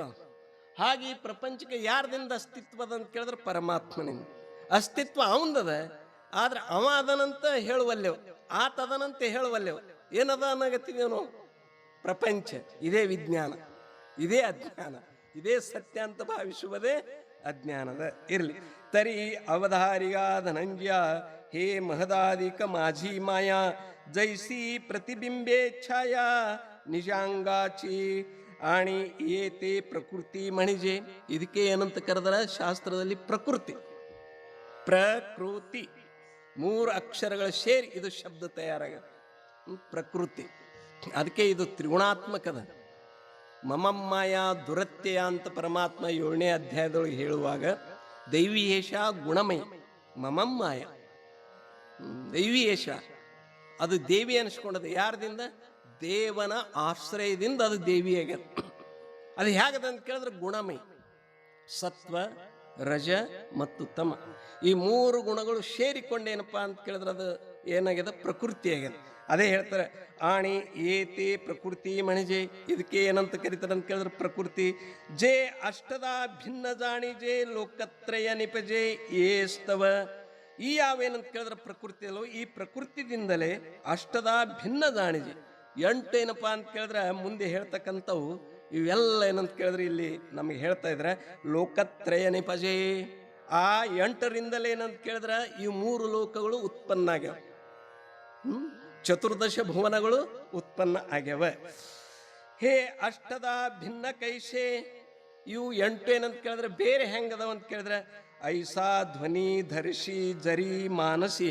ಹಿಂಗೆ ಒಂದು ವೇಳೆ ನಿನ್ನ ಮನುಷ್ಯನೊಳಗೆ ಏನಂತ ಕೇಳಿದ್ರೆ ಹೀಗೆ ಇಚ್ಛಾ ಉಂಟಾಗಿದ್ರೆ ಹೇ ಅರ್ಜುನ ತರಿ ತೇಚಿಗ ಅತ್ತ ಪರಿಯೇಶಿ. ಈಗ ನಿನಗೆ ಅದನ್ನೇ ನಾನು ಹೇಳ್ತೀನಿ ಕೇಳು ಅಂತಾರೆ. ಆಪ ತೇಜ ಗಗನ ಮಾರುತ ಮನ ಬುದ್ಧಿ ಅಹಂಕಾರ ಹೇ ಭಿನ್ನ ಆಟೈ ಭಾಗ. ನಿಮ್ಗೆ ಹೇಳಾರ್ದಾಗ ಈ ಶಬ್ದ ನಿಮ್ಗೆ ಗುರ್ತಾಗ್ತದೆ. ಆಪ ತೇಜ್. ಆಪ್ ಅಂದ್ರೆ ನೀರು, ತೇಜ್ ಅಂದ್ರೆ ಅಗ್ನಿ, ಗಗನ ಅಂದ್ರೆ ಆಕಾಶ, ಮಹಿ ಅಂದ್ರೆ ಭೂಮಿ, ಮಾರುತ ಅಂದ್ರೆ ಗಾಳಿ, ಮನ ಬುದ್ಧಿ ಮತ್ತು ಅಹಂಕಾರ. ಪಂಚಮಭೂತಗಳು ಮನಸ್ಸು, ಬುದ್ಧಿ ಮತ್ತು ಅಹಂಕಾರ ಸೇರಿಕೊಂಡೇ ಇವೇನಾಗ್ಯಾವ ಅಂತ ಕೇಳಿದ್ರೆ ಇವ ಪ್ರಕೃತಿನೇ. ಇವು ಅಷ್ಟ ಪ್ರಕೃತಿಗಳು ಬತ್ತಿಲ್ಲ ಲಕ್ಷಕ್ಕೆ. ಅದನ್ನೇ ಮುಂದೆ ಹೇಳ್ತಾರೆ. ಯಾ ಆಟಾಂಚಿ ಜೈ ಸಾಮ್ಯ ಅವಸ್ಥಾ ತೇ ಮಾಜಿ ಪರಮ ಪ್ರಕೃತಿ ಪಾರ್ಥ ತೇ ನಾಮ ವ್ಯವಸ್ಥಾ ಜೀವೋ ಐಶೇ. ಅಂತ ಹೇಳ್ತಾರೆ ನೋಡಿ. ಯಾ ಆಠಾಂಚಿ ಜೆ ಸಾಮ್ಯ ಅವಸ್ಥಾ, ಇವು 8 ಏನಂತ ಕೇಳಿದ್ರೆ ಸಾಮ್ಯ ಅವಸ್ಥಾ, ಒಂದು ಸಮಾನ ಸ್ಥಿತಿಯೊಳಗಿದ್ದಾಗ. ತೇ ಮಾಜಿ ಪರಮ ಪ್ರಕೃತಿ ಪಾರ್ಥ, ಅದು ಪರಮ ಶ್ರೇಷ್ಠವಾಗಿರ್ತಕ್ಕಂಥ ಪ್ರಕೃತಿ ಅಂದ್ರೆ ಮಾಯೆ. ಅದಕ್ಕೆ ಮಾಯಾ ಅಂತಾರ, ಅಜ್ಞಾನ ಅಂತಾರ, ಅವಿದ್ಯಾ ಅಂತಾರ, ಶಕ್ತಿ ಅಂತಾರ, ದೇವಿ ಅಂತಾರ. ಅದಕ್ಕೆ ಇದು ಒಂದಕ್ಕೆ ಅನೇಕ ನಾಮಗಳೇನಂತ ಕೇಳಿದ್ರೆ ಆ ಪ್ರಸಂಗಕ್ಕೆ ಅನುಗುಣವಾಗಿ ಆ ಮಾಯೆಗೆ ಕರೆಯಲಾಗಿದೆ. ಇದು ಪರಮ ಶ್ರೇಷ್ಠ ಸಮಾನ ಅವಸ್ಥೆ ಇದ್ದೊಳಗೆ ಅದು ಹೇಗದ ಅಂತ ಕೇಳಿದ್ರೆ ಶ್ರೇಷ್ಠವಾಗಿದೆ ಅಂತ ಹೇಳ್ತಾರೆ. ಮಾಯಾ ಯಾಕೆ ಘಟಿಸದ ಘಟನೆಯನ್ನು ಘಟಿಸಿ ತೋರಿಸ್ತದ, ಅದಕ್ಕೇನಂದ್ರೆ ಮಾಯ. ಅಜ್ಞಾನ ಯಾಕಂದ್ರು ಜ್ಞಾನದಿಂದ ನಿವೃತ್ತಿ ಆಗ್ತದ, ಅದಕ್ಕೆ ಅಜ್ಞಾನ ಅಂದ್ರು. ವಿಜ್ಞಾನ ಅಂತ ಯಾಕಂದ್ರೆ ಅದಕ್ಕೆ ಅಜ್ಞಾನ ಅಂತ ಯಾಕಂದ್ರು ಜ್ಞಾನದಿಂದ ನಿವೃತ್ತಿ ಆಗ್ತದೆ. ಇನ್ನೇನಪ್ಪ ಅಂತ ಕೇಳಿದ್ರೆ ಅವಿದ್ಯಾ ಅಂತ ಯಾಕೆ ಕರೆದ್ರು, ವಿದ್ಯೆದಿಂದ ನಿವೃತ್ತಿ ಆಗ್ತದೆ. ಅದಕ್ಕೆ ಶಕ್ತಿ ಅಂತ ಯಾಕೆ ಕರೆದ್ರು ಅಂತ ಕೇಳಿದ್ರೆ ಅದು ವ್ಯಕ್ತಿ ಇಲ್ಲದೆ ಶಕ್ತಿಗೆ ಅಸ್ತಿತ್ವ ಇಲ್ಲ. ಆ ಬ್ರಹ್ಮನನ್ನೇ ಆಶ್ರಯಿಸಿಕೊಂಡದ ಏನಂತ ಕೇಳಿದ್ರೆ ಐತಿ, ಅದಕ್ಕೆ ಏನಂತ ಕರೆದ್ರೆ ಶಕ್ತಿ. ಅದು ಸ್ವತಂತ್ರ ಇರಂಗಿಲ್ಲ ಶಕ್ತಿ. ಈಗಿದ ನನ್ನ ಕೈಯೊಳಗೆ ಶಕ್ತಿ ಅದಲ್ಲ, ಕೈ ಮ್ಯಾಲ ಹಾಕದ ಕೆಳಗೆ ಹಾಕದ, ಆದ್ರೆ ಇದು ಶಕ್ತಿ ಸ್ವತಂತ್ರವಾಗಿ ಕಣ್ಣಿಗೆ ಕಾಣ್ತದೇನು, ಹಿಡ್ಯಾಕ